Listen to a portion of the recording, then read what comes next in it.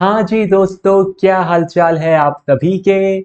मैं हूँ CA Rohit चीपड़ and स्वागत है आपका हमारे आईपीएस के सेशन में। आज का ये सेशन बहुत इम्पोर्टेंट रहने वाला है हमारे पेपर 6 आईबीएस के लिए, क्योंकि इस सेशन में हम लोग सॉल्व करेंगे आपके आईबीएस की केस स्टडीज जो कि आपके इंस्टीट्यूट ने रिसेंटली रिलीज करी है मई 2025 एग्जाम्स के लिए।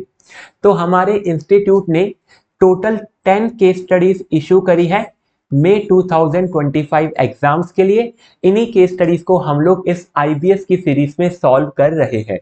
आज के सेशन में हम लोग केस स्टडी 1 को सॉल्व करेंगे कि किस तरह से आपको केस स्टडी को समझना है, कैसे आपको क्वेश्चंस को सर्च करना है एंड कैसे आपको उन्हें आंसर करना है। ये सब चीजें आपको आज के सेशन से सीखने को मिलेगी।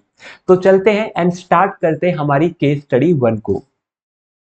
तो ये है हमारी केस स्टडी 1।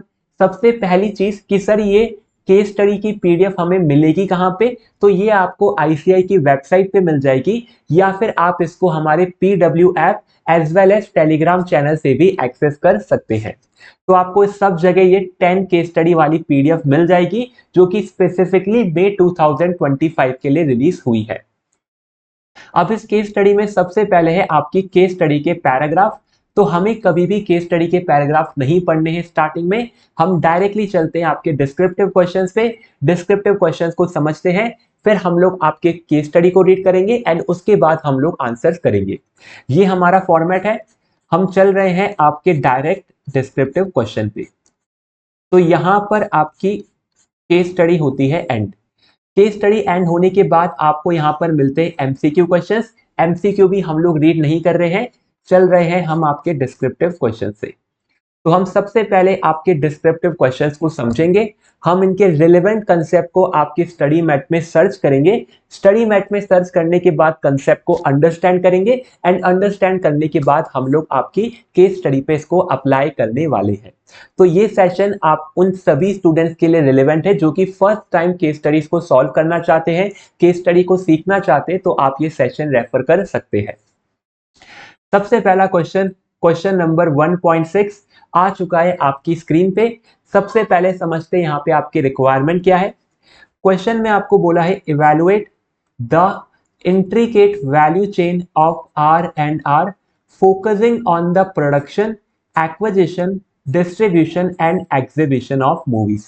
तो बहुत ही स्ट्रेट फॉरवर्ड क्वेश्चन बोला है आपसे कि आपको इवैल्यूएट करना है। क्या इवैल्यूएट करना है? आपको वैल्यू चेन इवैल्यूएट करना है आर एंड आर का। अब सर आर एंड आर क्या है? तो आर एंड आर कोई ऑर्गेनाइजेशन होगी जिसकी डिटेल केस स्टडीज में अवेलेबल होगी। हमें आर एंड आर की वैल्यू चेन ऑर्गेनाइज इवैल्यूएट करनी है। वैल्यू चेन वर्ड सुनते ही आपके दिमाग में आना चाहिए कि ये कौन से कंसेप्ट है और कौन सा सब्जेक्ट है।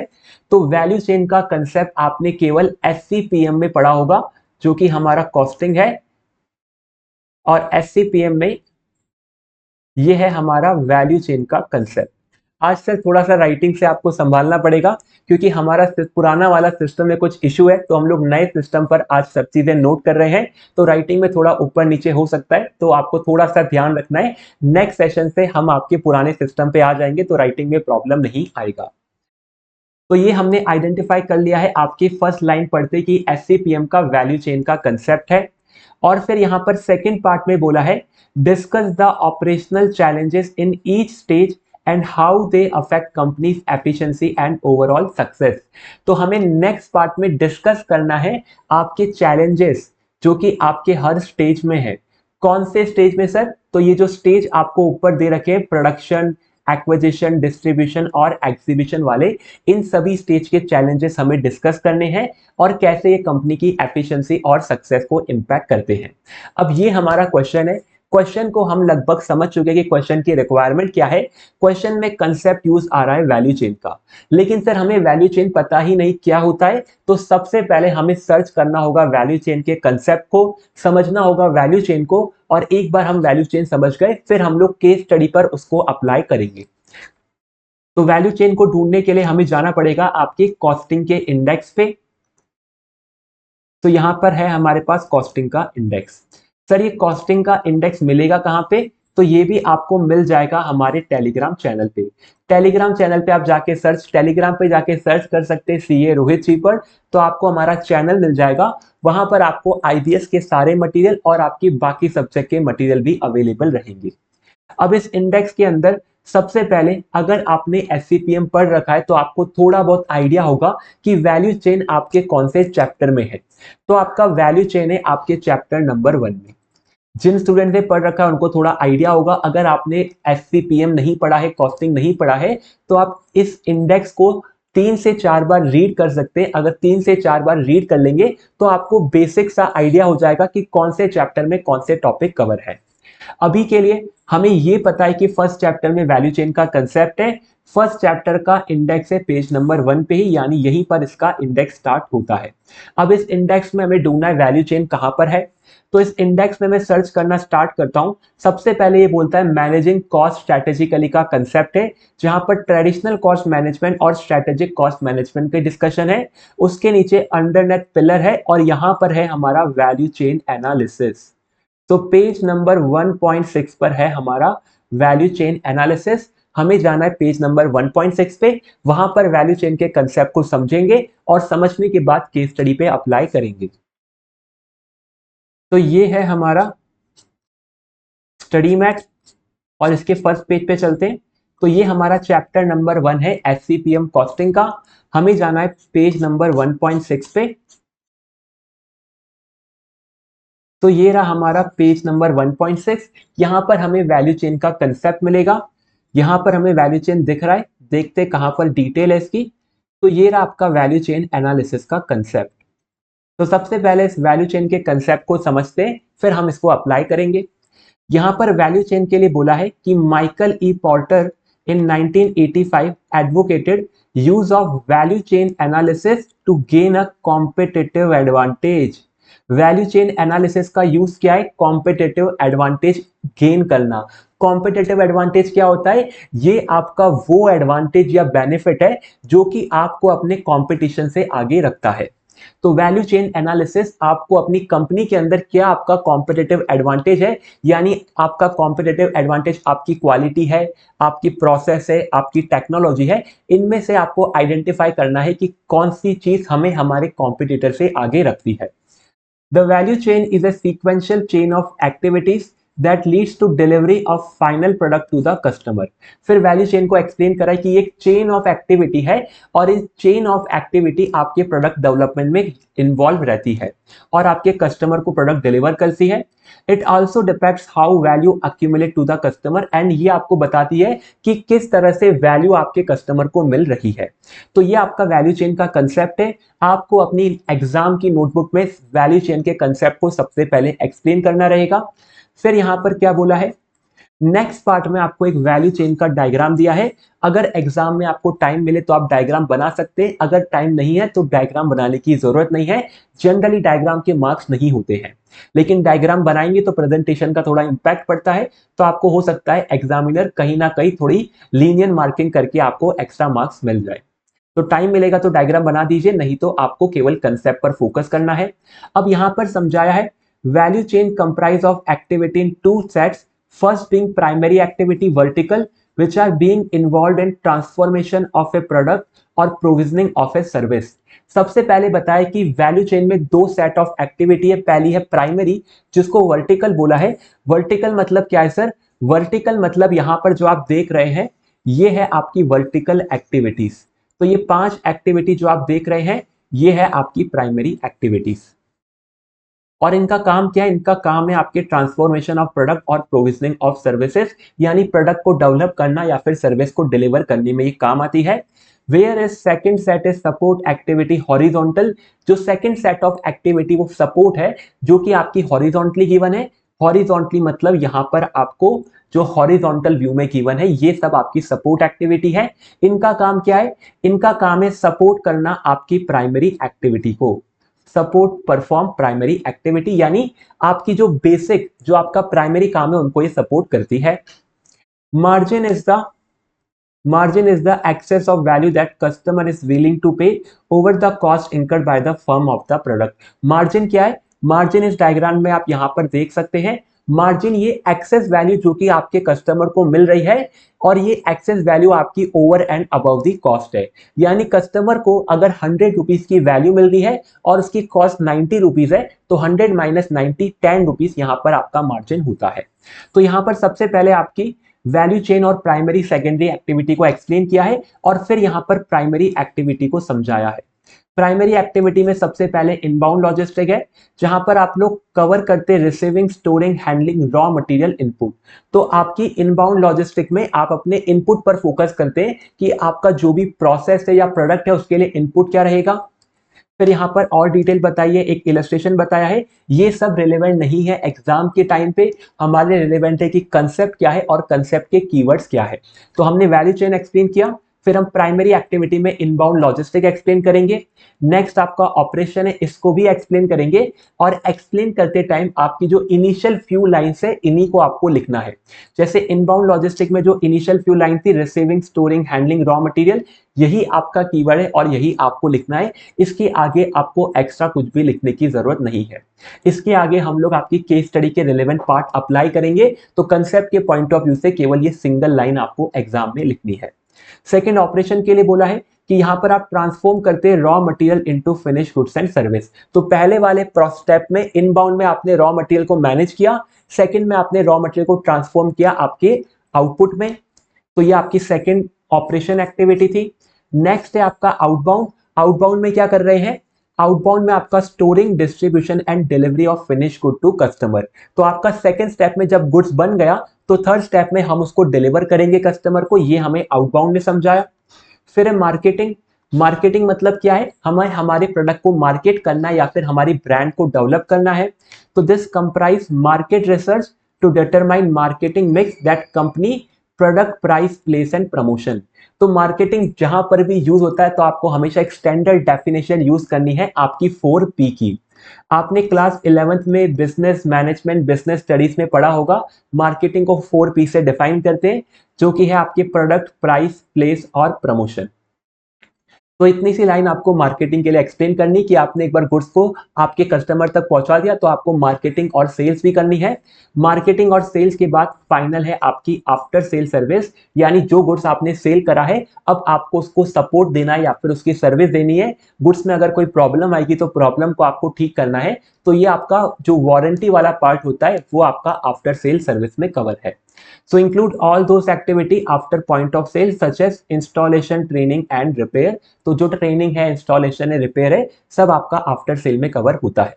तो ये आपकी 5 प्राइमरी एक्टिविटी हम एक्सप्लेन करेंगे। फिर हम लोग जाएंगे सपोर्ट एक्टिविटी में। सपोर्ट एक्टिविटी क्या है, जो कि प्राइमरी को सपोर्ट करती है, इन्हें हम एक्सप्लेन करेंगे। पहला है फर्म इंफ्रास्ट्रक्चर, यानी जो भी आपकी ऑर्गेनाइजेशन है उसके पास राइट इंफ्रास्ट्रक्चर होना चाहिए अपने गुड्स को डिलीवर करने के लिए। So how the firm is organise, किस तरह से फर्म ऑर्गेनाइज है। Describe the activities pertaining to legal, general management, admin, accounting, finance, public relation. तो जो भी आपकी प्राइमरी एक्टिविटी के अलावा जो कि आपकी एडमिन में आता है, फाइनेंस में आता है, जो जनरल एक्टिविटी है, उन सभी को हम लोग इंफ्रास्ट्रक्चर में ऐड करते हैं। नेक्स्ट है टेक्नोलॉजी। ऑर्गेनाइजेशन को आपकी प्राइमरी के साथ साथ टेक्नोलॉजी भी चाहिए ताकि आप लोग टेक्नोलॉजी के साथ ग्रो कर सके। So describe how firm uses technology such as research and development। तो यहाँ पर आप रिसर्च एंड डेवलपमेंट की बात करेंगे। नेक्स्ट है ह्यूमन रिसोर्स मैनेजमेंट, जो कि आपका HR होता है, जो रिक्रूटमेंट, ट्रेनिंग और आपके एम्प्लॉयज का डेवलपमेंट करता है। How people contribute to competitive advantage, basically it deals with management of human capital, यानी एम्प्लॉय को डीलिंग से रिलेटेड है। एंड लास्ट है आपकी सपोर्ट प्रोक्योरमेंट, यानी आप जो इनपुट परचेस कर रहे हैं वो इनपुट आप कौन से सप्लायर से परचेस कर रहे हैं, कैसे सप्लायर का सिलेक्शन हो रहा है, कैसे आपके परचेस ऑर्डर अप्रूव हो रहे हैं, ये सब प्रोक्योरमेंट में आता है। तो purchasing but not just limited to material, यहां पर हम परचेस कर रहे हैं, केवल मटेरियल की बात नहीं कर रहे हैं, यानी मटेरियल के साथ साथ सप्लायर की बात कर रहे हैं, प्रोसेस की बात कर रहे हैं, आपके पेमेंट की बात कर रहे हैं, ये सब बातें यहां पर आती है। तो फाइंडिंग न्यू एक्सटर्नल वेंडर को ढूंढना है, वेंडर से रिलेशनशिप स्टैब्लिश करना है ताकि कंटिन्यूस सप्लाई रहे। नेगोशिएटिंग प्राइसेस इन्वॉल्व है, और यहाँ पर आपकी अदर एक्टिविटीज इन्वॉल्व है। ये सब है आपकी सपोर्ट एक्टिविटीज। तो वैल्यू चेन को हम समझ चुके हैं लगभग। वैल्यू चेन ने यहाँ पर आपको एकदम ओवरव्यू में बता रखा है कि आपकी दो एक्टिविटी, प्राइमरी और आपकी सपोर्ट। प्राइमरी एक्टिविटी और सपोर्ट एक्टिविटी को हम एक्सप्लेन कर चुके हैं, समझ चुके हैं। अब इसको हमें आपकी केस स्टडी से रिलेट करना है। चलते फिर से केस स्टडी पे एक बार। तो इस क्वेश्चन नंबर 1.6 में सबसे पहले वैल्यू चेन को हमने एक्सप्लेन कर दिया प्राइमरी और सेकेंडरी में। अब हम क्या करेंगे, अब हम लोग जाएंगे केस स्टडी पे। केस स्टडी पे जाके जो रिलेवेंट पार्ट है आपका केस स्टडी का, जो कि वैल्यू चेन को एक्सप्लेन करता है, उस पार्ट को हम लोग आपके आंसर के साथ लिखना स्टार्ट करेंगे। तो आंसर का फर्स्ट पार्ट कंसेप्ट हमने लिख दिया है, सेकेंड पार्ट उस कंसेप्ट का एप्लीकेशन है, जो कि हमें केस स्टडी पढ़ के समझ में आएगा। तो अब मैं लेके चलता हूं आपको केस स्टडी पे। अब केस स्टडी पढ़ने का आपके पास पर्पस है, क्या पर्पस है सर? हमारा पर्पस है कि हमें हमारी जो कंपनी थी R&R, इस R&R के बिजनेस की जो वैल्यू चेन की एक्टिविटी है, इनको हमें समझना है। तो यहां पर सबसे पहला पैरा है journey of Rahul and Raj film limited. जानी कि जो आपकी R&R थी उसका पूरा नाम क्या है? Rahul and Raj film limited. हमें इस राहुल एंड राज फिल्म की जो एक एक एक्टिविटी है वैल्यू चेन की, प्राइमरी और सपोर्ट, उन सब के बारे में दो दो लाइन लिखनी है। तो उसके लिए हमें पूरे बिजनेस को समझना इंपॉर्टेंट है। तो सबसे पहले वाला पैरा आपको जर्नी के बारे में बताता है, तो ये हमारे लिए इंपॉर्टेंट है, इसको समझते हैं। यहां पर आपको समझाया है कि journey of Rahul and Raj R&R began in 1994, weaving captivating tales that unfolded on small screen, followed by hitting the big screen in 2000। तो राज एंड राज फिल्म की स्टार्टिंग कैसे हुई थी? स्मॉल स्क्रीन से स्टार्ट हुई थी और आज ये बिग स्क्रीन पे आ चुके हैं from 2000। At the helm of creative enterprise, mister Shah Ratan Kumar, miss Rani Kapoor and miss Nutan Dubey और crafted a symphony of talent and vision. तो यहां पर कुछ पर्संस के नेम गिवन है जो कि आपकी इस एंटरप्राइज के पार्ट है और इन्होंने आपकी एंटरप्राइज को ऊंचाइयों तक पहुंचाया है। Propelling R&R to forefront of India entertainment industry. India की जो एंटरटेनमेंट इंडस्ट्री है उसको ये टॉप पर लाए हैं अपनी कंपनी को। Recognise as pioneer in movie production, ये पायनियर है आपके मूवी प्रोडक्शन में, यानी सबके आइडियल्स है। Company have carved a niche for itself, company ने अपनी खुद की एक कैटेगरी बना ली है जिसको हम लोग स्मॉलर कैटेगरी नीश बोलते हैं। enchanting viewer with an array of captivating narrative across various medium and genre, यानी आपके R&R के बिजनेस को बताया कि कितना अच्छा हम लोग काम करते हैं। फिर यहां पर आपको कुछ टाइमलाइन दी है कि 1994 में फर्स्ट अपीयरेंस किया इन्होंने मूवी बिजनेस में, यानी 1994 में कंपनी स्टार्ट हुई होगी। 2000 में मेजर ब्रेक थ्रू मिला इनको हिट्स में, यानी इस टाइम पे इनकी मूवी हिट्स होना स्टार्ट हुई। 2014 में ये लीडरशिप पोजीशन पे, यानी इंडस्ट्री के लीडर बन गए। और 23 में इन्होंने अपना स्ट्रीमिंग प्लेटफॉर्म लॉन्च किया। सर स्ट्रीमिंग प्लेटफॉर्म क्या होता है? यानी आपका जो OTT होता है, ये इन्होंने 2023 में लॉन्च किया होगा। तो ये डिटेल्स गिवन है। फिर बताया है company establish strong board of director comprising season professional from diverse background who bring their expertise and guidance to steer company towards sustainable growth। इन्होंने बताया कंपनी के पास बहुत बढ़िया बढ़िया बोर्ड ऑफ डायरेक्टर है जो कि ग्रोथ में कंट्रीब्यूट कर रहे हैं। Board exercise prudent oversight ensuring strategic alignment, risk management, adherence to corporate governance. और फिर बताया कि बोर्ड बहुत सारी काम करता है, ये सब आपको बताया कि कॉर्पोरेट गवर्नेंस हो गया आपका, यहाँ पर आपकी स्ट्रेटेजिक रिलेटेड पार्ट हो गया, ये सब चीजें आपका बोर्ड कर रहा है। इतनी बातें रिलेवेंट नहीं है। The board of director and senior management detail are given as per annexure A. जो आपके बोर्ड के लोग हैं इनकी डिटेल्स आपको एनेक्चर ए में गिवन है। एनेक्चर ए कहाँ है सर? तो एनेक्चर ए जनरली हमेशा लास्ट में रहते हैं एनेक्चर। तो यहां पर लास्ट में चलते हैं, लास्ट में यहां पर है एनेक्चर ए, जहां पर आपको आपके बोर्ड ऑफ डायरेक्टर की डिटेल गिवन है। क्या सर बोर्ड ऑफ डायरेक्टर मेरे लिए काम के हैं? मेरे लिए बोर्ड ऑफ डायरेक्टर कुछ भी काम के नहीं है, क्योंकि मुझे तो राज एंड आपकी जो R&R फर्म है उसको समझना है, बोर्ड ऑफ डायरेक्टर से लेना देना नहीं है। अब मैं इतनी बात तो समझ चुका हूं कि R&R मूवी इंडस्ट्री में है और उनको बहुत टाइम लगा है, लगभग 20 से 25 साल लगे हैं, उसके बाद वो अपने टॉप पर पहुंचे हैं। तो ये बातें हम लोग आपकी राज एंड राज के बारे में समझे हैं। नेक्स्ट है आपकी India film industry a growing giant. यहां पर इंडिया की फिल्म इंडस्ट्री को एक्सप्लेन करा है। क्या ये पार्ट हमारे लिए रिलेवेंट है? ये पार्ट रिलेवेंट नहीं है, क्योंकि हमारा फोकस अभी R&R के बिजनेस पे है, तो इस पैराग्राफ को मैं रीड नहीं करना चाहता हूं। अब चलते हैं नेक्स्ट पार्ट पे। नेक्स्ट पार्ट है की बिजनेस स्ट्रैटेजी एक्सपेंडिंग होराइजन। ये सबसे इंपॉर्टेंट पार्ट है क्योंकि यही पार्ट बताएगा कि R&R का बिजनेस क्या है, कौन कौन सी स्ट्रैटेजी वो फॉलो कर रहे हैं। यहां पर बोला है कि R&R remains committed to producing engaging content, leveraging experience and expertise and expanding customer base. तो R&R क्या कर रहा है सर, क्रिएटिव कंटेंट ला रहा है और अपने कस्टमर बेस को बढ़ा रहा है।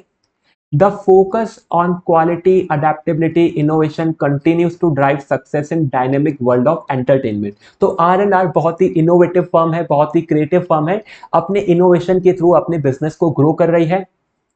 Movie making broadly involve following step. यहां पर अब बताया है हमें कि मूवी मेकिंग में कौन कौन से स्टेप होते हैं। ये पार्ट हमारे लिए बहुत ही ज्यादा इंपॉर्टेंट है क्योंकि वैल्यू चेन में भी हम लोग यही कर रहे हैं। प्राइमरी एक्टिविटी में बता रहे कि कैसे हम लोग प्रोडक्ट को डिलीवर कर रहे हैं, और R&R के लिए प्रोडक्ट क्या है, R&R के लिए प्रोडक्ट है उनकी मूवीज। तो मूवीज किस तरह से बन रही है, ये प्राइमरी एक्टिविटी का पार्ट बनेगा। सबसे पहला पार्ट है आइडिएशन। सो बजट स्टडी, रीस, स्क्रिप्ट, स्काउटिंग, ये सब आपके आइडिएशन पार्ट में आता है। तो आइडिएशन पार्ट आपका बन जाएगा इनबाउंड लॉजिस्टिक वाला, जहां पर हम लोग रॉ मटेरियल कलेक्ट करते हैं।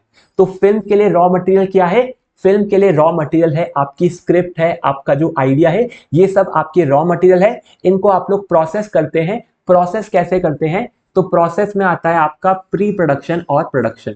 प्री प्रोडक्शन में आप लोग स्क्रिप्ट लिखना स्टार्ट करते हैं, ऑडिशन लेते हैं, सेट बनाते हैं। प्रोडक्शन में फिल्म शूटिंग होती है, विजुअल इफेक्ट और आपकी डबिंग होती है। तो जो आपका सेकंड था ऑपरेशन वाला पार्ट, जहां पर आपका प्री प्रोडक्शन और प्रोडक्शन आएगा, जहां पर आपने मूवी मेकिंग स्टार्ट किया है। लास्ट पार्ट है रिलीज, ये कि आपका आउटबाउंड वाला पार्ट बनेगा, जो कि थर्ड प्राइमरी एक्टिविटी थी कि कैसे गुड्स को डिलीवर किया जाता है। तो रिलीज के थ्रू हम लोग गुड्स को डिलीवर कर रहे हैं या फिर मूवीज को डिलीवर कर रहे हैं हमारी ऑडियंस को। तो marketing for release, event expenses, ये सब हमारा रिलीज का पार्ट है और यही हमारा मार्केटिंग और सेल्स का पार्ट रहेगा। तो यहाँ पर आपको बहुत इंपॉर्टेंट डिटेल दी है, इसको आपको नोट करना है आपके आंसर में भी। फिर यहाँ पर बोला है की बिजनेस स्ट्रेटेजी क्या है R&R की, expanding into non fiction. Non fiction में हम लोग जा रहे हैं। फिक्शन होता है सर आपकी काल्पनिक दुनिया, नॉन फिक्शन होता है यानी कि रियल लाइफ इवेंट। तो रियल लाइफ इवेंट पर ये लोग जा रहे हैं। Company enhance its focus toward non-fiction content, successfully launched Logged In। इन्होंने कुछ Logged In नाम से लॉन्च किया है करंट ईयर में, which emerge as highest watched movie. इन्होंने एक नॉन फिक्शन मूवी लॉन्च करी है जो कि हाईएस्ट वॉच्ड मूवी बन गई है। Showcasing extensive reach of its business, the success encourage to continues emphasising transforming passive audience into engaged prospect by striving to bring more out of the box content led movies। तो यहाँ पर आपकी इन्होंने गुणगान बताए हैं कि कैसे हमने नॉन फिक्शन में जाके बहुत बड़ा धमाका कर दिया और कैसे हम हमारा out of the box content led movies run कर रहे हैं। तो ये इनकी पहली स्ट्रैटेजी है। दूसरी है क्वालिटी ओवर क्वांटिटी, यानी हम लोग क्वालिटी पर ज्यादा फोकस करते हैं। Company driven by fundamental principle, choosing quality over quantity when it comes to content, यानी कंटेंट कम बनाएंगे लेकिन क्वालिटी का बनाएंगे। With decades of experience, enhanced industry knowledge and ability to gauge ongoing and emerging trend have helped the company serve better। तो यही सब चीजें आपकी क्वालिटी ने ही आपको अपने कस्टमर को बेटर सर्व करने में हेल्प किया है। Company have built a better understanding of choices, preference of audience, enabling it to consistently deliver content resonate with them. हमेशा हम लोग ऐसा कंटेंट डिलीवर कर रहे हैं जो कि हमारी ऑडियंस के साथ रेजोनेट होता है या फिर रिलेट करता है। तो ये आपकी सेकंड स्ट्रैटेजी है कि आपने क्वालिटी पर फोकस किया है। नेक्स्ट स्ट्रैटेजी है यूजर एक्सपीरियंस। यूजर एक्सपीरियंस कौन सा पार्ट है, यूजर एक्सपीरियंस हमारी सपोर्ट एक्टिविटी का ही पार्ट रहता है, जहां पर हम लोग इंफ्रास्ट्रक्चर को कवर करते हैं और टेक्नोलॉजी को कवर करते हैं।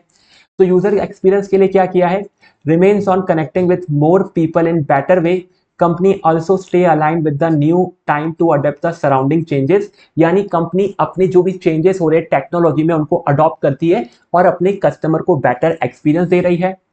Technology upgradation has become an integral part of business as company continue to cater the entertainment needs of audience through digital platform. हम डिजिटल प्लेटफॉर्म के थ्रू भी हमारी ऑडियंस की नीड फुलफिल कर रहे हैं, यानी OTT के through. And annexure B for customer feedback. अब हमें एक एनेक्चर बी दिया है जहां पर हमें कस्टमर का फीडबैक दिया होगा। देखते चलो कस्टमर क्या बोलते हैं हमारे बिजनेस पे। तो ये रहा हमारा एनेक्चर बी और ये हमारा कस्टमर फीडबैक है। कस्टमर फीडबैक कौन से प्रोसेस का पार्ट है? ये आपका आफ्टर सेल सर्विस का पार्ट है। प्राइमरी एक्टिविटी में जो फिफ्थ एक्टिविटी थी आफ्टर सेल सर्विस, उसका पार्ट है आपका कस्टमर फीडबैक। यहाँ पर कुछ कहानी बताई है हमारे कस्टमर में, एक दो कहानी पढ़ लेते हैं क्योंकि पूरी कहानी पढ़ना हमारे लिए रिलेवेंट नहीं रहेगा।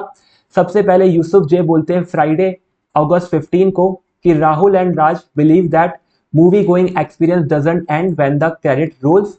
Every visit to Sangam is an opportunity to create lasting memories and I am committed to making each one better than the last।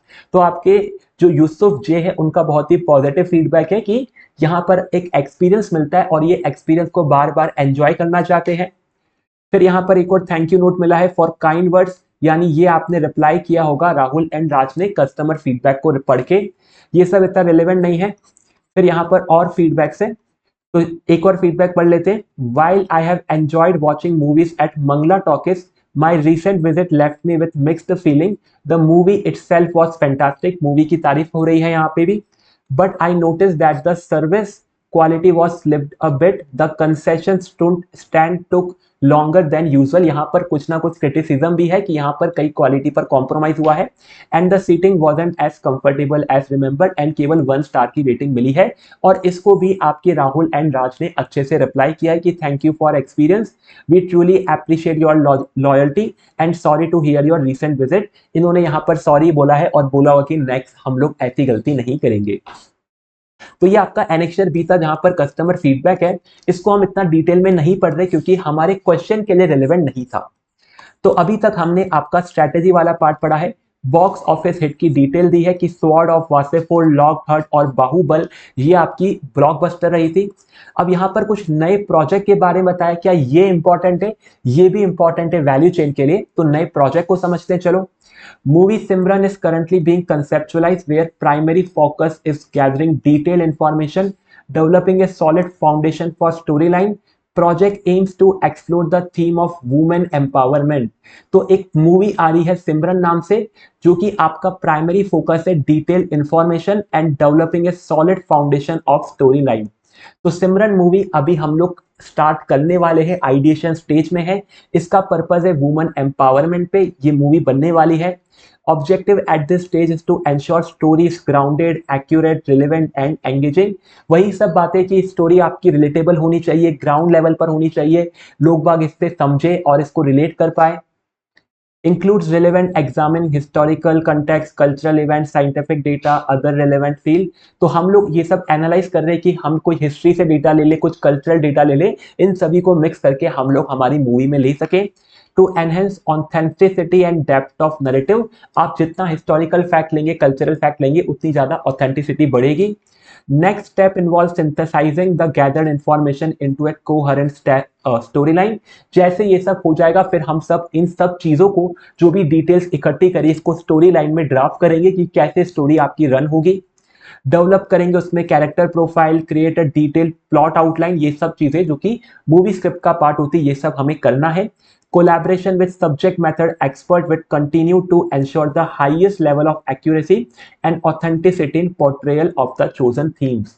Simple सी बात बोलिए कि स्क्रिप्ट राइटिंग के लिए हमें आपके एक्सपर्ट भी लगेंगे जो कि आपकी स्क्रिप्ट को पढ़ सके और चेक कर सके कि स्क्रिप्ट में कहीं पर भी एरर तो नहीं है। जैसे कि आपकी सीए के ऊपर जो भी वेब सीरीज बनती है या फिर जो भी आपकी मूवीज बनती है उन सभी वेब सीरीज को भी कोई ना कोई सब्जेक्ट मैटर एक्सपर्ट यानी जिसने सीए के कोर्स में एनरोल कर रखा होगा वो एक बार चेक करते कि उन्होंने सही तरीके से आपकी मूवीज और आपकी वेब सीरीज बनाई है या फिर नहीं बनाई है।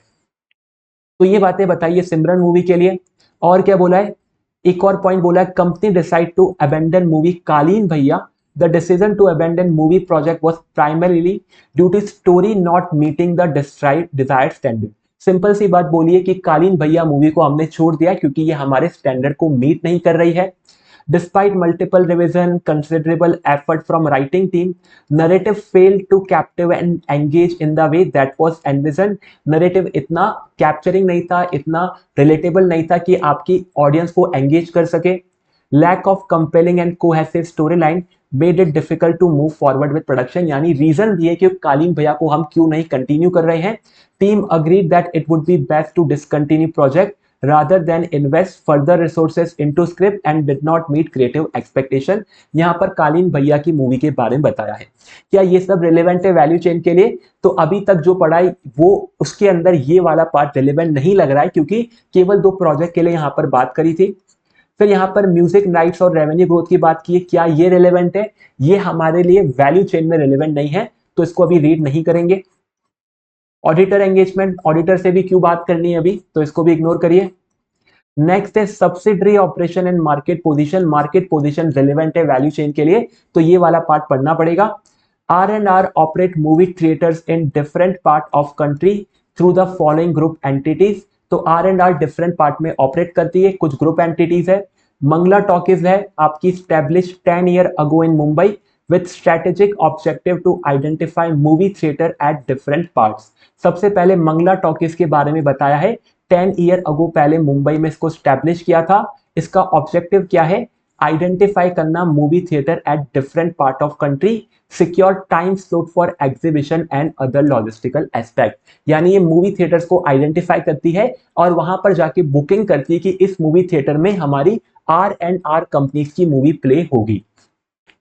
At the moment, logistical related aspect of about 50% movie exhibited by R&R is handled by the subsidiary।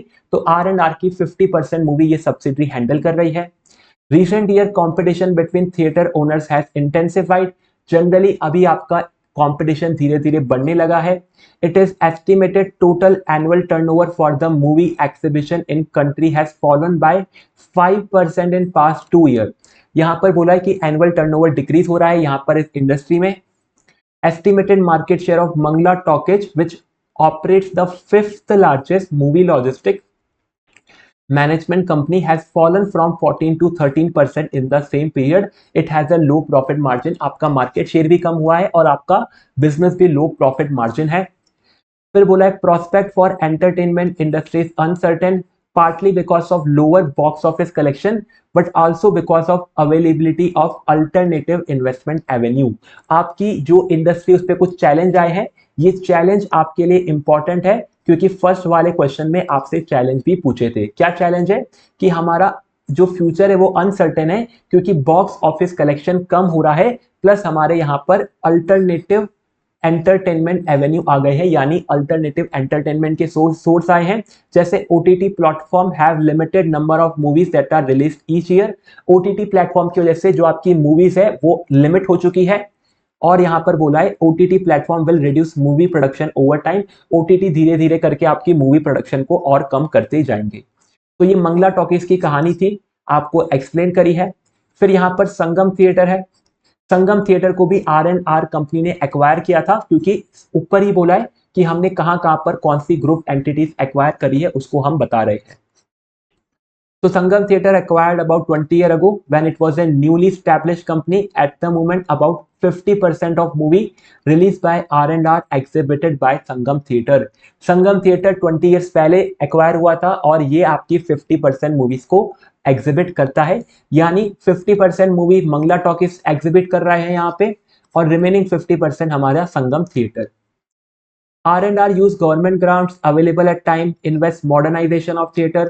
Sangam theatre is now leading theatre operator, यानी आपका बहुत ही मॉडर्न ऑपरेटर है संगम थिएटर एंड ये आपका एक लीडिंग ऑपरेटर है।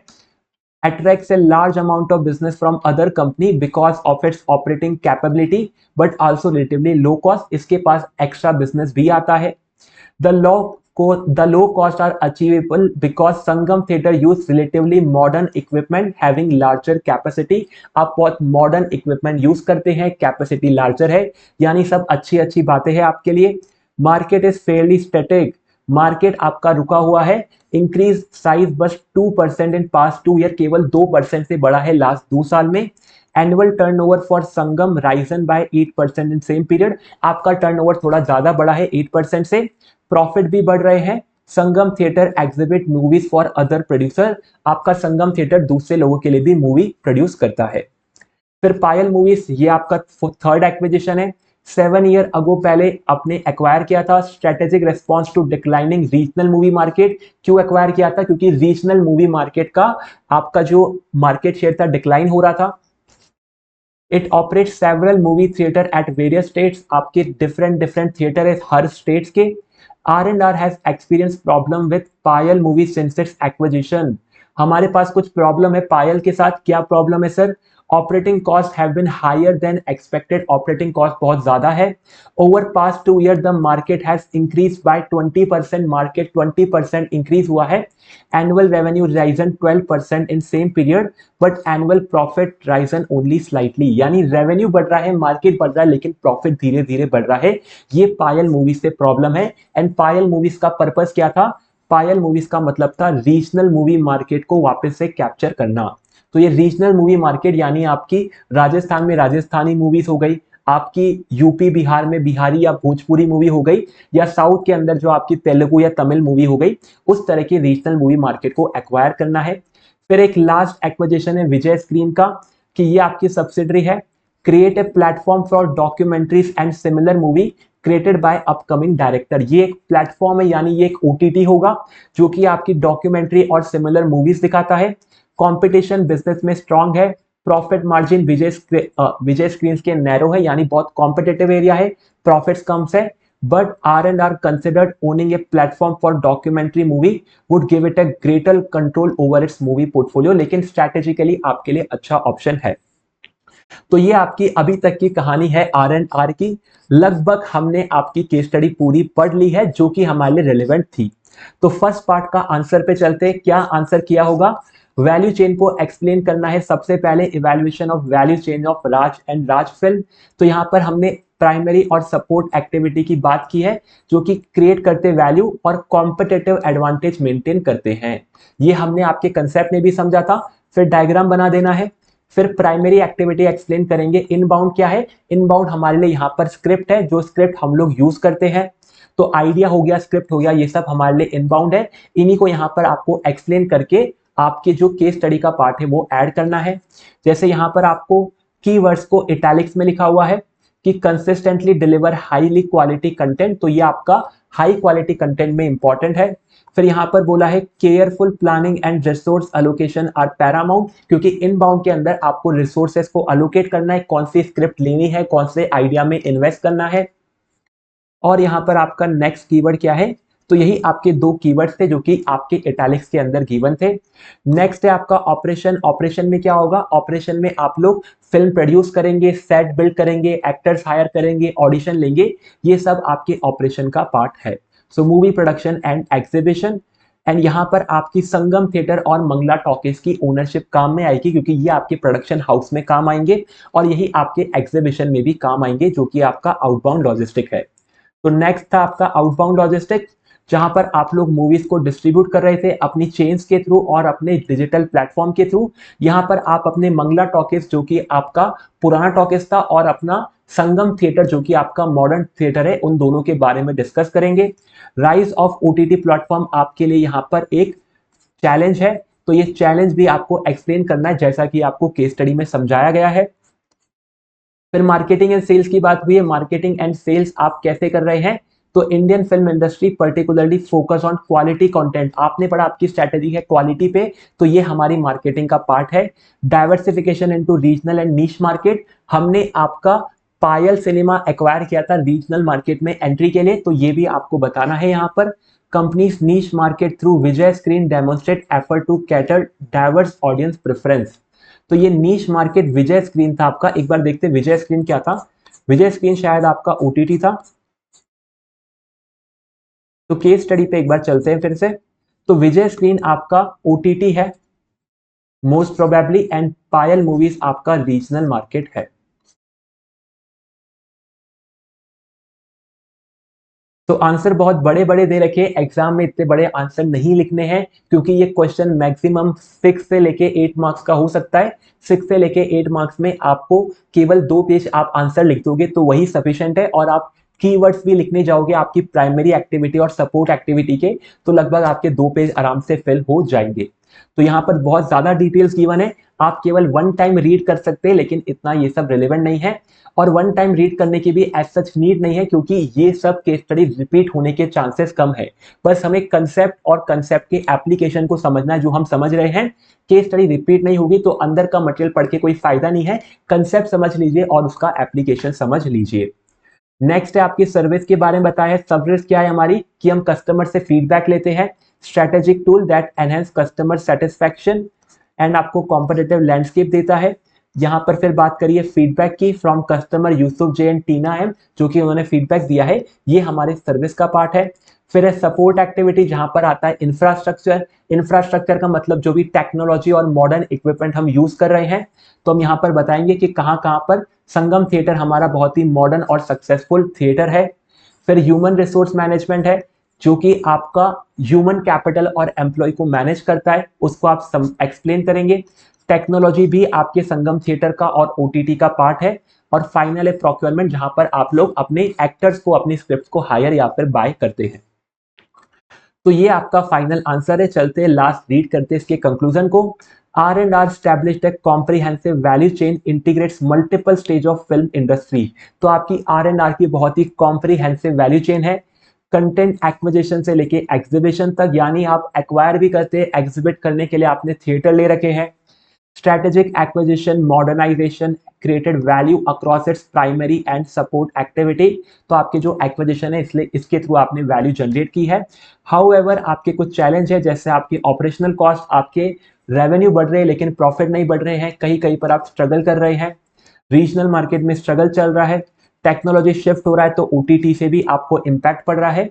Enhancing it's technology development, human resource management, procurement strategy, R&R can strengthen value chain and sustain its competitive advantage in ever evolving entertainment industry। ये आपका फाइनल कंक्लूजन है, जहां पर हमने चैलेंज बता दिया, चैलेंज का सॉल्यूशन बताया कि टेक्नोलॉजी के थ्रू उसका सॉल्यूशन होगा, और फाइनली आपकी वैल्यू चेन को डिस्क्राइब किया है। तो ये आपका क्वेश्चन 1.6 होता है कंप्लीट, जो कि बहुत ही बड़ा क्वेश्चन था, लेकिन फाइनली होता है एंड। नेक्स्ट क्वेश्चन पे चलते हैं। नेक्स्ट क्वेश्चन क्या है, whether the production of movie Simran is at the research or development stage under the relevant Ind AS। Simple सी रिक्वायरमेंट बोली है, क्या आपकी सिमरन मूवी रिसर्च और डेवलपमेंट स्टेज पे है as per relevant Ind AS। Ind AS की बात की है, यानी FR का क्वेश्चन है। और कौन सा Ind AS research and development की बात करता है, तो इनटेंजिबल एसेट का Ind AS बात करता है। तो मैं यहां पर लिख देता हूं Ind AS 38। थोड़ा सा सर राइटिंग से आपको थोड़ा सा राइटिंग में आपको एडजस्ट करना पड़ेगा, क्योंकि अभी हम लोग थोड़ा नया सिस्टम यूज कर रहे हैं जहां पर मेरा हाथ सेट नहीं है। तो ये इन FR का Ind AS 38 का क्वेश्चन है। Explain accounting treatment of cost incurred till date with respect to said movie. आपको इसका अकाउंटिंग ट्रीटमेंट एक्सप्लेन करना है। तो अकाउंटिंग ट्रीटमेंट एक्सप्लेन करें उससे पहले कंसेप्ट तो जान लेते हैं आपके Ind AS 38 का। चलते आपके Ind AS 38 पे। ये रहा हमारा Ind AS 38। यहां पर शायद आपके पेज नंबर 30 के आसपास आपको मिलेगा रिसर्च एंड डेवलपमेंट का concept. Recognition of an expense, measurement, revaluation, frequency, useful life. तो हमें आपके रिकॉग्निशन पे जाना है, क्योंकि रिकॉग्निशन पे आपके रिसर्च एंड डेवलपमेंट की बात हुई होगी। देखते कहां पर आपका रिसर्च एंड डेवलपमेंट का कंसेप्ट है। तो ये रहा आपका रिसर्च फेज का कंसेप्ट। रिसर्च फेज क्या होता है ये यहां पर एक्सप्लेन किया है। Research phase is an original planned investigation undertaken with prospect of gaining new scientific or technological knowledge or understanding। तो ये आपका एक प्लान इन्वेस्टिगेशन है। क्यों कर रहे हैं इन्वेस्टिगेशन, ताकि हम लोग कोई नया नॉलेज और अंडरस्टैंडिंग जनरेट कर सके, ये आपका रिसर्च है। No intangible asset arise from research और from research phase of an internal project should be recognise. ये बहुत इंपॉर्टेंट है कि रिसर्च फेज में हम लोग इंटेंजिबल एसेट रिकॉग्नाइज नहीं करते हैं। यानी मूवी सिमरन अगर रिसर्च फेज में होगी तो हम उसको रिकॉग्नाइज नहीं करेंगे, उसको हम लोग डायरेक्टली एक्सपेंस आउट करेंगे। लेकिन अगर वो रिसर्च फेज में नहीं होगी तो हो सकता है हम उसको कैपिटलाइज कर ले। तो expenditure on research should be recognised as expense when it is incurred. तो ये हमारे रिलेवेंट था, ये दो पैराग्राफ हमने समझ लिए।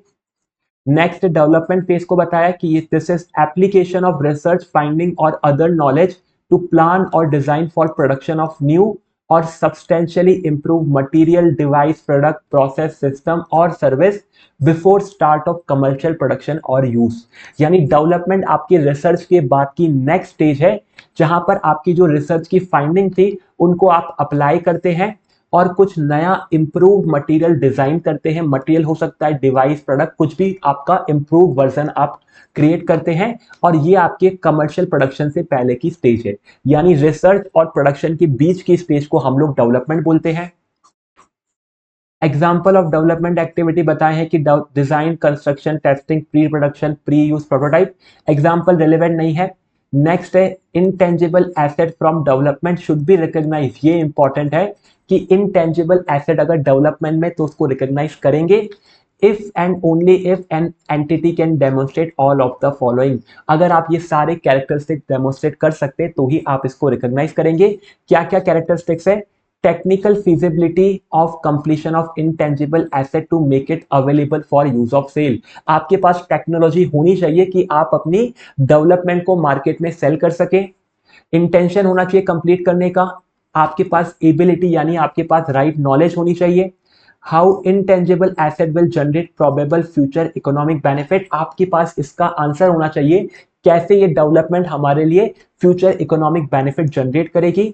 एडिक्वेट रिसोर्स होने चाहिए टू कंप्लीट, और एबिलिटी टू मेजर रिलायबली। आपका जो भी डेवलपमेंट फेज का खर्चा है उसको आपको रिलायबली मेजर करने की एबिलिटी होनी चाहिए। तो ये कुछ आपकी कंडीशन है जो आपने फुलफिल करी, डेवलपमेंट फेज में आप हो जाएंगे और आप डेवलपमेंट फेज के खर्चे को कैपिटलाइज कर सकते हैं। तो ये हमारा रिलेवेंट कंसेप्ट है आपके इंडेस का। अब इसको हमने समझ लिया है, चलते हैं हम लोग आपके केस स्टडी पे और अप्लाई करते हैं इसको। हमें बात करना है सिमरन को कि सिमरन आपकी रिसर्च में है या फिर डेवलपमेंट में है, और इसका अकाउंटिंग ट्रीटमेंट क्या होगा। अकाउंटिंग ट्रीटमेंट हमें पता चल चुका है, बस इतना आइडेंटिफाई करना है कि ये रिसर्च है या फिर आपका डेवलपमेंट है। तो सिमरन की बात कहां हुई थी? सिमरन की बात शायद बीच में कहीं करी थी हमने। कहां पर करी थी सर? कालीन भैया के साथ सिमरन की बात हुई थी। तो ये रहा आपका न्यू प्रोजेक्ट जहां पर सिमरन की बात हमने करी थी। सिमरन के लिए हमने देखा था कि अभी तो यहाँ पर केवल इंफॉर्मेशन गैदर हो रही है, डेवलप कर रहे हैं सॉलिड फाउंडेशन, और यहाँ पर प्रोजेक्ट अभी वुमेन एम्पावरमेंट पे है। और जैसे ये सब हो जाएगा, आप ये सब डेटा कलेक्ट कर लेंगे तो आप एक्सपर्ट्स को बिठाएंगे, एक्सपर्ट्स के थ्रू चेक करवाएंगे। ये सब बातें हमने आपकी सिमरन प्रोजेक्ट से समझी थी। अब सिमरन प्रोजेक्ट अभी आइडिएशन स्टेज पे, इसके ऊपर केवल रिसर्च हो रहा है, अभी तक डेवलपमेंट स्टार्ट नहीं हुआ। यानी कि इसकी स्टोरी फिक्स नहीं हुई है, इसकी स्क्रिप्ट राइटिंग स्टार्ट नहीं हुई, इसके एक्टर्स हायर नहीं हुए, तो ये अभी तक रिसर्च स्टेज पे, इसको डेवलपमेंट स्टेज पे नहीं लाएंगे। रिसर्च स्टेज का अकाउंटिंग ट्रीटमेंट है, सारा खर्चा P&L में जाएगा, तो हम यही आंसर देंगे। क्या आंसर बनता है फाइनली कि सिमरन मूवी रिसर्च स्टेज पे है और इसका सारा खर्चा एक्सपेंस के लिए जाएगा। यही आपका आंसर देना है आपको। चलते आंसर पे। तो ये रहा आपका 1.7, जहां पर बोला है determination of research and development assume significance for self generated intangible asset as capitalisation of cost are permitted only from such time as recognition criteria Ind AS 38 are met. Simple सी बात आपको बतानी है यहाँ पर कि रिसर्च एंड डेवलपमेंट को हमें अज्यूम करना इंपॉर्टेंट है, क्योंकि इसी के बेसिस पे आपका कैपिटलाइजेशन होता है सेल्फ जनरेटेड एसेट का, जैसे कि आपकी मूवी के आइडियाज और राइट है। Under Ind AS 38 research is original and plan investigation. अब रिसर्च को एक्सप्लेन किया है, जो कि हमने आपके कंसेप्ट में देखा था, तो वही कंसेप्ट आपको यहाँ पर एक्सप्लेन करना है। फिर यहाँ पर ट्रीटमेंट बोला है कि no intangible arise out of research phase of an internal project should be recognise. हमने भी यही पढ़ा था कि रिसर्च को कैपिटलाइज नहीं करते हैं। फिर यहाँ पर बोला है an intangible arise from development phase of an internal project demonstrate that asset will generate future economic benefit because development phase is further advance than research phase. तो आपके डेवलपमेंट फेज के अंदर आप ये स्टैब्लिश करते कि यहां से आपको बेनिफिट मिलने वाले हैं, और ये आपका एडवांस स्टेज है जो हमने भी देखा था आपका। फिर यहां पर अब आपका कंसेप्ट का एप्लीकेशन हुआ है। तो यहां से लेके यहां तक आपने कंसेप्ट लिखा है, अब इस कंसेप्ट को अप्लाई करना है आपके क्वेश्चन पे, तो यहाँ पर हमने एप्लीकेशन किया है, तो ये आपका एप्लीकेशन है और ये फाइनल वाला पार्ट आपका कंक्लूजन रहेगा। तो ये एप्लीकेशन, ये आपका कंक्लूजन है। थोड़ा चलो क्लियर लिख देते हैं। ये है हमारा एप्लीकेशन एंड ये है हमारा कंक्लूजन। यहां पर बोला है कि phase is likely to be research that is undertaken, expense incurred prior to date of finalization of concept should be expense considering same as cost in the research phase। तो हमने बोला है कि ये आपका रिसर्च फेज में इसका खर्चा आपको डायरेक्टली लेके जाना है P&L में। This is because research phase of a project cannot demonstrate that intangible asset exists whose future economic benefit are probable। क्योंकि रिसर्च फेज में जो आइडिया उससे हम कंफर्म नहीं कर सकते कि ये फिल्म आगे चल के बनने वाली है और यहां से हमें बेनिफिट मिलने वाले हैं। तो ये आपका एप्लीकेशन था। फिर सेम बोला है there is no identification of key cast और क्रू और द लोकेशन। आपने अभी तक अपनी कास्ट को फाइनल नहीं किया है, लोकेशन फाइनल नहीं की है। Film set is also being deliberated and have not yet been finalise. Filming set भी फाइनल नहीं हुआ है। तो इन सभी रीजन की वजह से हम इसको रिसर्च फेज में मानते हैं और डेवलपमेंट फेज में नहीं मान रहे हैं।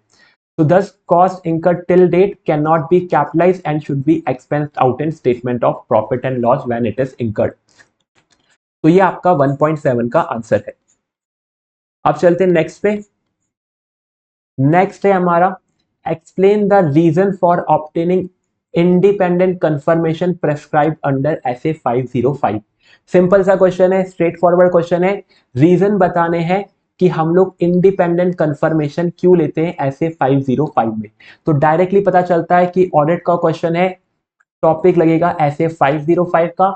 ऐसे 505 आपके पास है तो उसको ओपन कर लेंगे, वहां पर जाके समझेंगे कि क्यों हम लोग कंफर्मेशन लेते हैं और उसको आंसर करेंगे। What alternative procedure should the auditor Ranveer and Ranveer LLP perform if response of independent confirmation of trade receivable was inadequate? आपको बताना है क्या अल्टरनेटिव प्रोसीजर परफॉर्म करेंगे अगर इंडिपेंडेंट कंफर्मेशन रिक्वेस्ट का जो रिस्पॉन्स है वो इनएडिक्वेट होता है। तो ये आपका क्वेश्चन 1.8 है। इस क्वेश्चन को पढ़ के ऐसा लगता है कि हमें केस स्टडी पढ़ने की रिक्वायरमेंट नहीं है, क्योंकि बहुत ही स्ट्रेट फॉरवर्ड क्वेश्चन है। सिंपल सा रीजन बताने की क्यों हम लोग इंडिपेंडेंट कंफर्मेशन रिक्वेस्ट करते हैं। तो आपका ये रीजन तो आपको स्टैंडर्ड में मिल जाएगा और अल्टरनेटिव प्रोसीजर भी हमें स्टैंडर्ड में मिल जाएंगे। तो एज सच आपको केस स्टडी पढ़ने की जरूरत नहीं है, हम आपके कंसेप्ट के बेसिस पर इसका पूरा आंसर कर सकते हैं। तो चलेंगे हम आपके ऐसे 505 पे। ये रहा हमारा ऐसे 505। यहां पर आपको एक छोटा सा इंडेक्स दे रखा है। हमें सबसे पहले रीजन समझना है, फिर अल्टरनेटिव प्रोसेस समझना है।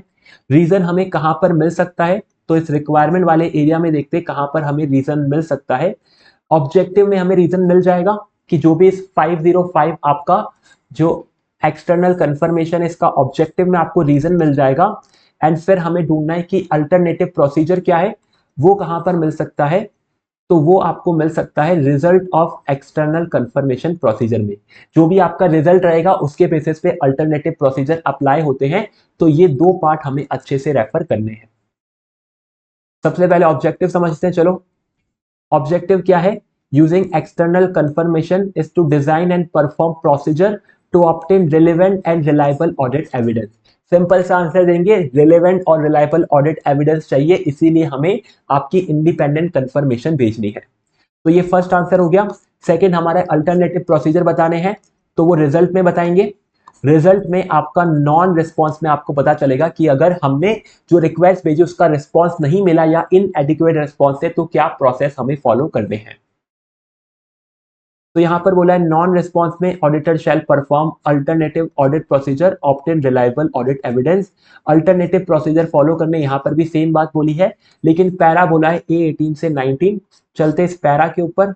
तो ये A1 है, A18 और 19 पे चलना है। तो ये रहा हमारा A18 example of alternative procedure बोला है। एंड यहीं पर हमें अकाउंट रिसेबल यानी ट्रेड रिसेबल का अल्टरनेटिव प्रोसीजर मिल गया कि specified subsequent cash receipt, shipping document and sales near the period end. तो ट्रेड रिसेबल के केस में हम लोग तीन चीज करेंगे, सब्सिक्वेंट रिसिप्ट चेक करेंगे, शिपिंग डॉक्यूमेंटेशन चेक करेंगे और आपका sales near the period end, यानी आपका जो कट ओवर पीरियड होगा उस पीरियड के पहले और बाद की सेल्स हम वेरीफाई करेंगे। तो ये आपका अल्टरनेटिव प्रोसीजर रहेगा। तो ये आपका सिंपल सा आंसर है based on SF 505। Case study पढ़ने की रिक्वायरमेंट ही नहीं है यहां पर। चलते ICI के आंसर पे।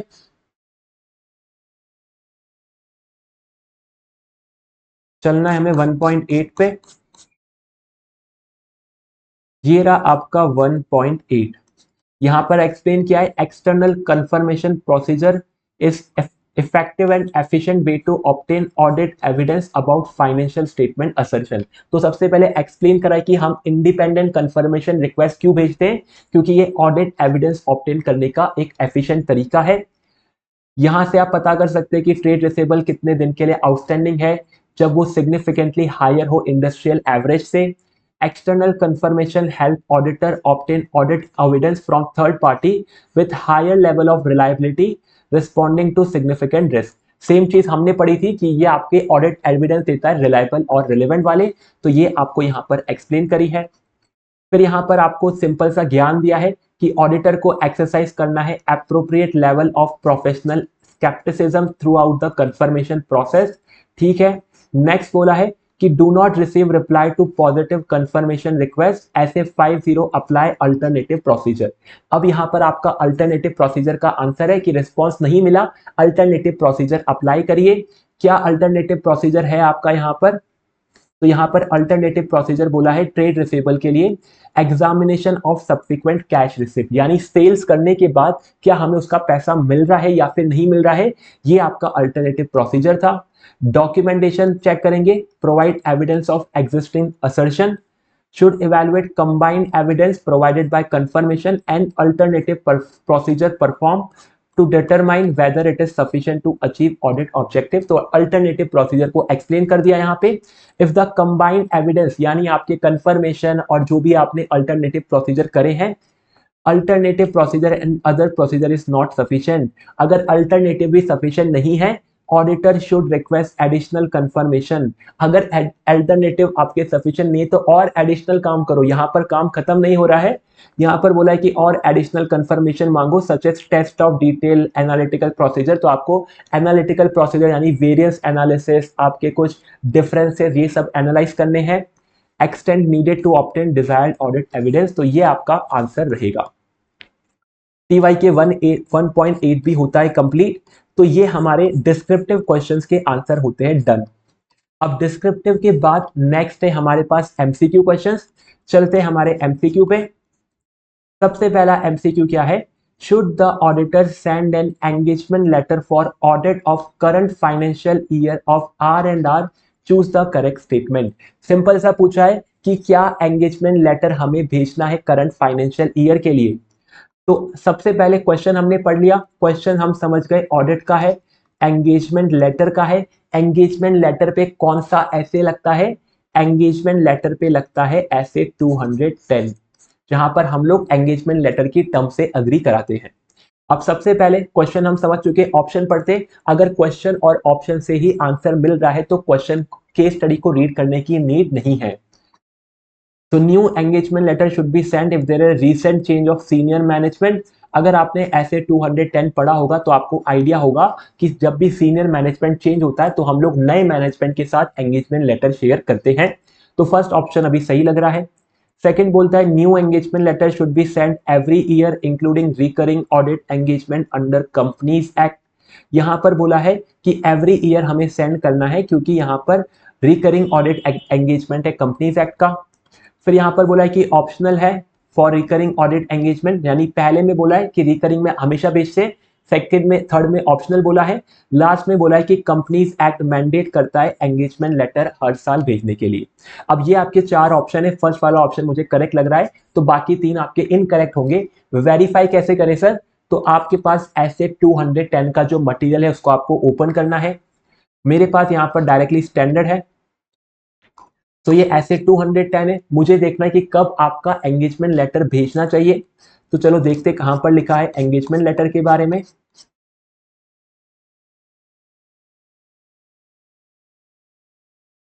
तो यहीं कहीं पर आपका होगा एंगेजमेंट लेटर।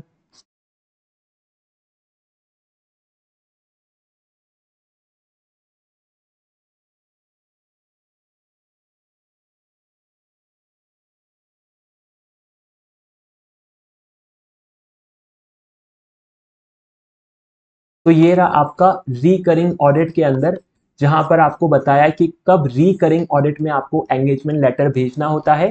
तो एनी इंडिकेशन दैट मिसअंडरस्टैंडिंग है तो नया भेजते हैं। स्पेशल टर्म्स है, चेंज इन सीनियर मैनेजमेंट, ये वाला पॉइंट ही तो हमारा एप्लीकेबल है। तो चेंज इन सीनियर मैनेजमेंट होता है तो हमें नया एंगेजमेंट लेटर भेजना होता है। ये आपको ऊपर बोला है, ऑडिटर में decide not to send a new audit engagement letter और other return agreement each period. Auditor decide कर सकता है कि इस साल भेजेंगे, इस साल नहीं भेजेंगे। हाउ एवर फॉलोइंग फैक्टर में make it appropriate to revise, लेकिन कुछ फैक्टर आपको कंसिडर करने, अगर ये एग्जिस्ट करते तो आपको हर साल या फिर उस साल तो भेजना ही भेजना है। To remind entity of existing term, यहां पर आपका चेंज इन सीनियर मैनेजमेंट वाला पॉइंट कवर है तो हम इसी को आंसर में लिखेंगे। तो हमारा आंसर रहेगा first, new engagement letter should be send अगर वहां पर सीनियर मैनेजमेंट चेंज हुआ है, और इसके लिए हमें आपके केस स्टडी पढ़ने की नीड नहीं है। चलते आईसीआई के आंसर पे। आईसीआई क्या बोलता है, new engagement letter should be sent if there is no recent change of senior management और सिमिलर एट R&R। फिर यहाँ पर AS29 और सॉरी SA210 का जो पैराग्राफ है उसका रेफरेंस दिया है कि ऑडिटर में decide not to send or other return agreement unless factor exist, जैसे आपका recent change of senior management. तो 1.1 कंप्लीट होता है। नेक्स्ट है आपका, what type of confirmation request have been design by auditor while auditing trade receivable. ये question में पूछा है कि आपके ऑडिटर ने कौन सी कंफर्मेशन रिक्वेस्ट क्रिएट करी है, नेगेटिव, पॉजिटिव, हाइब्रिड या फिर ब्लैंक। अब इसको आंसर करने के लिए केस स्टडी पढ़नी पड़ेगी। कौन सा पार्ट पढ़ना होगा केस स्टडी का जो कि रेलेवेंट हो। ऑडिटर वर्ड कहां पर यूज था, ऑडिटर वर्ड यहां पर हमारा यूज था। तो ऑडिट एंगेजमेंट एंड कंसर्न था। एक एक करके पैराग्राफ की स्टार्टिंग पढ़ते हैं। Ranveer and Ranveer LLP appointed as auditor of company since last 4 year. हमने 4 साल से रणवीर एंड रणवीर को अपॉइंट कर रखा है। Firm audit and assurance practice in different sector, यहाँ पर फर्म की डिटेल दी है तो इतना रिलेवेंट नहीं है, स्किप कर देते हैं। Considering continuance of audit, engagement partner is deliberating whether new engagement letter should be sent। ये वाला पार्ट engagement letter क्या है जो कि हम आंसर कर चुके हैं तो ये भी relevant नहीं है। अब लास्ट वाला पार्ट है हमारा, during audit engagement auditor observed that the days outstanding are significantly higher than industry average and decides to obtain independent balance confirmation of trade receivable। ये हमारे लिए important है क्योंकि ये ट्रेड रिसीवेबल की बैलेंस कंफर्मेशन की बात कर रहा है। Confirmation letter request customer to respond directly to auditor indicating whether party agrees और disagree with information in request और प्रोवाइड द रिक्वेस्टेड इंफॉर्मेशन। आपने क्या भेजा है अपने ट्रेड रिसीवेबल्स को, आपने बोला है उनको कंफर्म करने के लिए क्या वो इस बैलेंस से अग्री करते या फिर अग्री नहीं करते हैं। आपका ऐसा कंफर्मेशन रिक्वेस्ट जहां पर आप लोग रिप्लाई मांगते हैं कि अग्री या नॉट अग्री, ऐसे कंफर्मेशन को हम लोग बोलते हैं पॉजिटिव कंफर्मेशन रिक्वेस्ट, जहां पर आपको रिस्पॉन्स चाहिए आपकी सामने वाली पार्टी से। तो हमारा इसका आंसर क्या होगा, हमारा आंसर रहेगा पॉजिटिव कंफर्मेशन रिक्वेस्ट, क्योंकि इस केस में हमें आंसर चाहिए कि अग्री या नॉट अग्री। अग्री आंसर है तो हमारा जो बैलेंस है वो सही है, नॉट अग्री आंसर है तो हमारे वहां पर अल्टरनेटिव प्रोसीजर करके आपके बैलेंस को वेरीफाई करना पड़ेगा। नेक्स्ट है 1.3, what amount of revenue from music rights to be recognized in financial statement of FY 23-24। आपसे बोला है कि म्यूजिक राइट्स का कितना रेवेन्यू रिकॉग्नाइज करना है 2023 और 24 में। यहां पर कुछ अमाउंट्स गिवन है, इसका आंसर करने के लिए केस स्टडी पढ़ना होगा। चलते केस स्टडी पे। केस स्टडी में पैसों की बात कहां पर हुई थी, तो यहां पर म्यूजिक राइट्स और रेवेन्यू ग्रोथ की बात हुई थी, इसको समझते हैं। In India, music is an important feature of motion picture film. Music rights are generally sold to music companies during production stage itself। तो आपका म्यूजिक बहुत इंपॉर्टेंट पार्ट है एंड हम लोग जनरली प्रोडक्शन स्टेज में म्यूजिक राइट सेल कर देते हैं। तो ये पैराग्राफ आपके म्यूजिक के बिजनेस को बता रहा है। नेक्स्ट पैराग्राफ में बोला है कि 1 सितंबर 23 में कंपनी ने ग्रांट करे हैं music rights of its 3 upcoming movies to gold a music company for 3000 lakh receivable on date of contract signing. ये पार्ट हमारे लिए इंपॉर्टेंट है क्योंकि यहां पर आपने सेल की बात करी है कि हमने 1 सितंबर 23 को अपने जो राइट्स है 3 मूवी के गोल्ड कंपनी को सेल करे हैं कितने अमाउंट पे? 3000 लैक्स के अमाउंट पे 3 कंपनी के राइट सेल करे हैं और सारा पैसा जिस दिन कॉन्ट्रैक्ट साइन होगा उसी दिन मिल जाएगा, यानी एडवांस में पैसा मिल रहा है। Contract condition stipulates that proportionate amount shall be refunded in case of non-release of music of any of 3 movies। अगर तीनों में से कोई भी मूवी हम लोग डिलीवर नहीं करते तो उसका प्रोपोर्शनेट पैसा रिफंड करना है। प्रोपोर्शनेट पैसा कितना होगा सर? तो 3000 लैक्स अगर 3 मूवी के चार्ज करें तो एक मूवी के कितने हुए? एक मूवी के हुए 3000 डिवाइड बाय 3 यानी 1000 लैक्स। तो 1000 लैक्स एक मूवी का पैसा है। The music rights are made available to music company for first film और 1 दिसंबर। पहली फिल्म के राइट 1 दिसंबर को दे दिए, सेकंड फिल्म के राइट 1 जनवरी को और थर्ड फिल्म के दिए हमने 1 जुलाई को। तो दिसंबर 23 और जनवरी 24 दो फिल्म के राइट तो हमने आपके 31 मार्च 24 से पहले दिए हैं, यानी ईयर 23-24 में दो मूवीज के राइट दिए और नेक्स्ट ईयर 24-25 में एक मूवी का राइट दिया। अब रेवेन्यू कैसे रिकॉग्नाइज होगा? तो इंड AS 115 बोलता है कि आपको अपनी परफॉर्मेंस ऑब्लिगेशन आइडेंटिफाई करनी है। यहां पर हमारी ऑब्लिगेशन है मूवीज बना के उनके मूवीज के म्यूजिक को देना, तो मूवीज जो हमने डिलीवर करी है वो हमारी ऑब्लिगेशन है। ईयर 23-24 में हमने 2 ऑब्लिगेशन फुलफिल करी और नेक्स्ट ईयर में हमने एक ऑब्लिगेशन फुलफिल करी। तो जो 2 ऑब्लिगेशन हमने 23-24 में फुलफिल करी है उसका पैसा हम लोग रिकॉग्नाइज कर लेंगे। सो 3000 लैक्स टोटल पैसा है 3 मूवी का। 3000 डिवाइड बाय 3, इसमें से 2 हमने डिलीवर कर दी आपके 23-24 में, तो 23-24 में 2000 लैक्स का रेवेन्यू रिकॉग्नाइज होगा। यही हमारा आंसर है। वेरीफाई करते हैं आईसीआई के आंसर से, तो हमारा आंसर रहेगा ए 2000 लैक्स, क्योंकि 23-24 की बात हुई है। चलते आईसीआई पे, तो आईसीआई ने भी 2000 लैक्स बोला है और बोला है कि मार्च 24 तक आपने फर्स्ट और सेकंड मूवी दे दी और मार्च 25 में आपने थर्ड दी, तो इसका पैसा आप लोग अगले साल रिकॉग्नाइज करेंगे। तो ये आपका 1.3 था। नेक्स्ट है आपका क्वेश्चन 1.4। 1.4 में क्या बोला है? Can Miss Sana Mukherjee be reappointed as an independent director for another term of 5 year? Simple सा क्वेश्चन। अगेन ये क्वेश्चन किसका है? ये क्वेश्चन है हमारे कंपनी लॉ का। कंपनी लॉ में सर कौन सा सेक्शन है इंडिपेंडेंट डायरेक्टर का? यहां पर बोला है कि क्या आपकी साना मुखर्जी इंडिपेंडेंट डायरेक्टर के लिए वापस से रीअपॉइंट हो सकती है क्या 5 साल के लिए? तो पहले ऑप्शन समझते हैं, फिर हम लोग वापस से केस स्टडी पर चलेंगे। ऑप्शन में बोला है कि कंपनीज एक्ट बोलता है independent director can be appointed for a maximum period of 10 year. Miss Sana Mukherjee can be reappointed as independent director for remaining period of 4 year. अब अगर आपने कंपनीज लॉ पढ़ा है तो कंपनी लॉ में कहीं पर भी 10 ईयर की बात नहीं हुई है। कंपनी लॉ हमेशा टर्म्स की बात करता है, ईयर्स की बात नहीं करता है। आपकी ईयर्स कितने भी हो सकते हैं। तो फर्स्ट ऑप्शन तो मुझे इनकरेक्ट लगता है। सेकंड बोला है independent director can be appointed for 2 consecutive term, each term being 5 year, that is 10 year. Miss Sana Mukherjee can be reappointed as an independent director for another term of 5 years since her first term was lesser period 1 year instead of 5 as provided under the Companies Act 2013। यहाँ पर आपकी आधी बात सही बोली है कि 2 consecutive term तक आपको अपॉइंट किया जा सकता है और कॉन्सिक्यूटिव टर्म आपका अप टू 5 ईयर हो सकता है। ऐसा नहीं कि 5 ईयर का ही होना चाहिए, अप टू 5 ईयर हो सकता है। हो सकता है आपका पहला टर्म 1 साल का हो, दूसरा टर्म 5 साल का हो, तो आपके 2 टर्म 6 साल में कंप्लीट हो गए। उसके बाद आपको कूलिंग पीरियड सर्व करना होगा एंड उसके बाद आप रीअपॉइंट हो सकते हैं। तो लॉ के बेसिस पे ये कंसेप्ट इनकरेक्ट लग रहा है, क्योंकि यहां पर बोला है कि 5 साल का एक टर्म होना चाहिए, लेकिन वो अप टू है, ये आपका फिक्स अमाउंट नहीं है।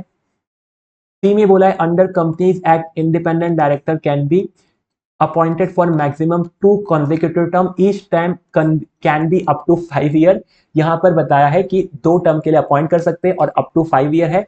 Miss Sana Mukherjee can not be reappointed independent director since she would attain 68 year of age on completion of proposed term of 5 year. Any person attaining 68 years of age cannot be appointed as an independent director। तो आपके company law में कहीं पर भी as की बात तो हुई ही नहीं है। तो अगर एज की बात नहीं हुई है तो ये पार्ट भी हमारे लिए रिलेवेंट नहीं है। अब लास्ट पार्ट क्या है? Under the Companies Act, an independent director can be appointed for maximum 2 consecutive terms. Each term can be up to 5 years.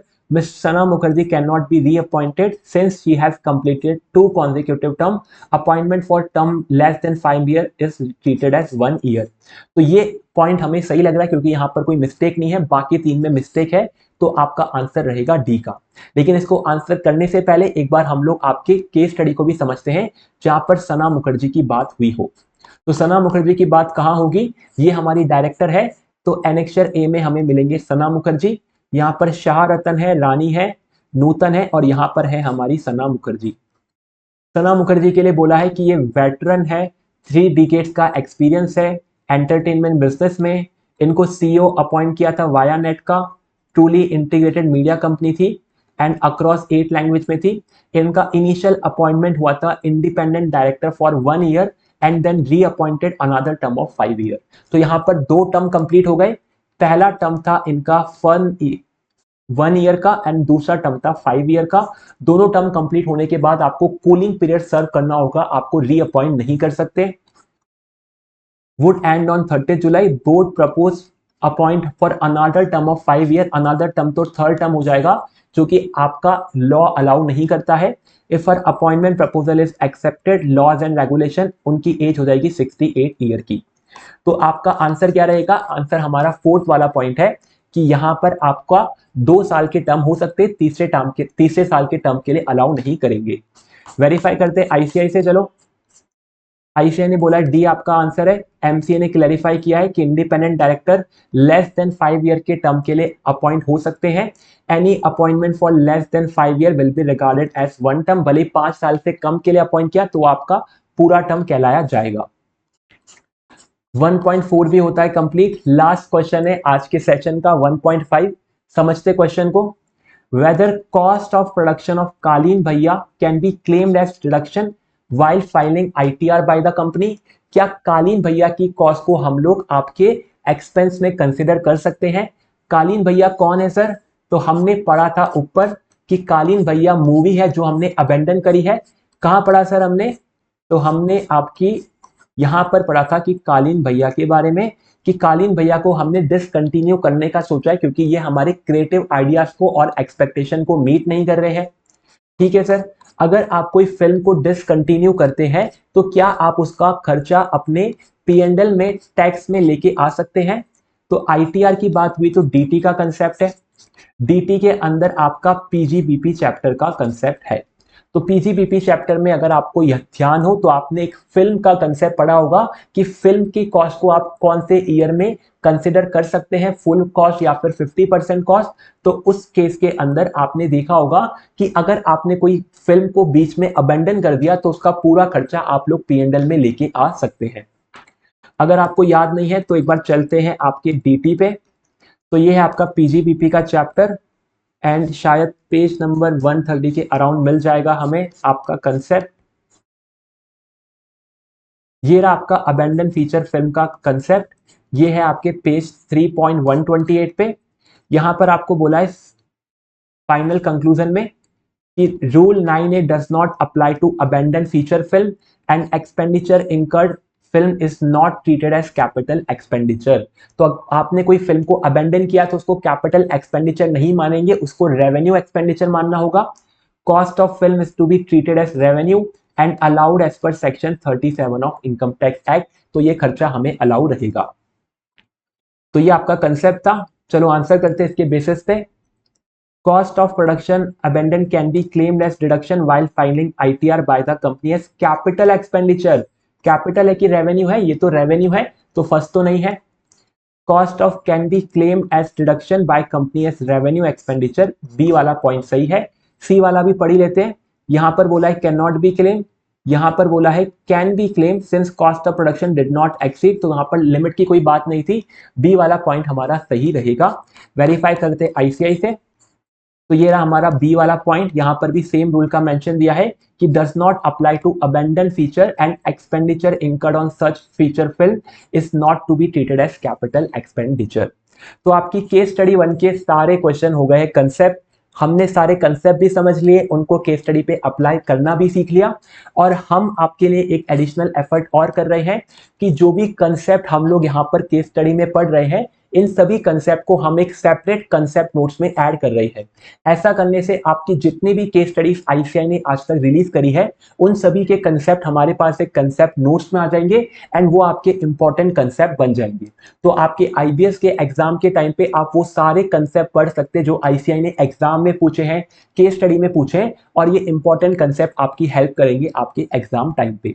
तो आज के सेशन में इतना ही, मिलते हैं हमारे नेक्स्ट सेशन के अंदर।